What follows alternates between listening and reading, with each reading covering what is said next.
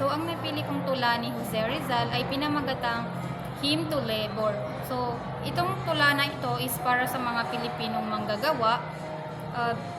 Ginawa ni Jose Rizal ito bilang pagpapahayag or pagpapakita niya sa kanyang paghanga sa kanilang kasipagan at contribution sa bayan.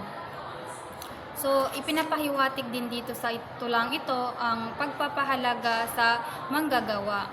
Mapalalaki man o babae is may mahalagang papel sa pagbuo ng masaganang bansa.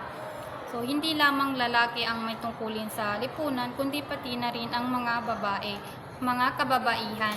So, hindi dapat ito ikinakahiya dahil isa itong karangalan. So, sa madaling salita, ang tulang ito ay isang papuri sa paggawa bilang pundasyon ng isang malaya, maunlad at marangal na bayan.